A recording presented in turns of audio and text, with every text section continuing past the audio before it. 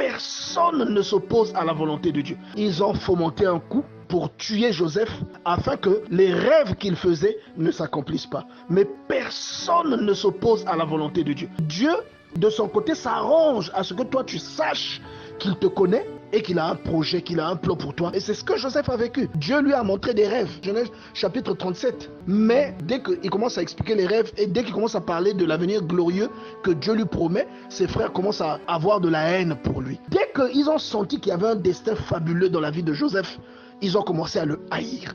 Et ces frères-là, ils ont fomenté un coup pour tuer Joseph afin que les rêves qu'il faisait ne s'accomplissent pas.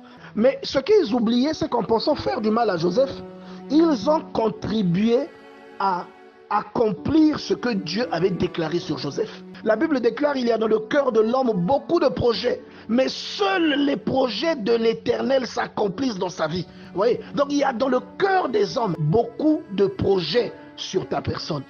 Et il y a dans le cœur des membres de ta famille beaucoup de projets à ton égard.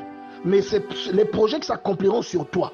Ce sont les projets de Dieu. Ce que Dieu a établi, ce que Dieu a préparé pour toi. Ce sont ces projets-là qui s'accompliront. Et parfois, la contribution du plan de Dieu dans ta vie ne vient pas toujours avec la forme que toi tu t'es imaginé. Deux fois, ça vient avec une forme bizarre. Deux fois, ça vient avec une forme tordue. Deux fois, ça vient avec une forme qui fait peur. Et deux fois, ça vient avec une forme qui rend triste. Une forme qui te fait pleurer.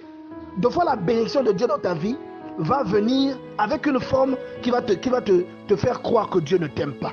Mais au finish, ce que Dieu t'avait annoncé va s'accomplir parce que les pièces du puzzle vont commencer à se mettre en place un à un, jusqu'à ce que le puzzle soit complet. Dans Genèse chapitre 42, verset 8, la Bible dit que Joseph a reconnu ses frères et il s'est souvenu du rêve qu'il avait fait. Vous voyez, à ce moment-là, Joseph a 30 ans. Donc il se peut que ce que tu vis aujourd'hui, qui s'apprête à te faire reculer, c'est un abominable piège que le diable a fomenté. C'est un abominable piège qui a pour seul but d'atteindre ta foi. La Bible dit que sans la foi, il est impossible de plaire à Dieu. Quels que soient les dons que tu as, si tu perds ta foi, tes dons ne te serviront plus à rien. Parce que tu ne lui seras plus agréable. Vous voyez? Et les frères de Joseph ont donc tout fait. Mais ce qu'ils oubliaient, c'est qu'ils ont contribué à accomplir ce que Dieu avait déclaré sur Joseph, jusqu'à ce que le puzzle soit complet. C'est comme un puzzle dont tu ne connais pas l'image et que tu vois quelqu'un monter. C'est quand il finit de monter le puzzle que finalement tu te rends compte qu'en fait ça représentait une pomme. Tu vois, c'est comme ta vie aujourd'hui. Ce qui aujourd'hui est en train de te déranger, c'est que quelquefois ce que tu espères n'arrive pas. Ça ne veut pas dire que ça n'arrivera jamais. Ça veut seulement dire que ça n'arrive pas parce que ce n'est peut-être pas le moment. Mais ça arrivera. Parce que la Bible déclare dans le livre de Jérémie au chapitre 1 que je veille sur ma parole pour l'accomplir. Dieu demande à Jérémie, que vois-tu? Et pourtant c'est Dieu qui lui montre. Mais lui demande encore pour lui donner la leçon. Que vois-tu? Il dit, je vois une branche d'amandier. Il dit, tu as bien vu. Alléluia. Tu as bien vu. Parce que je veille sur ma parole pour l'accomplir.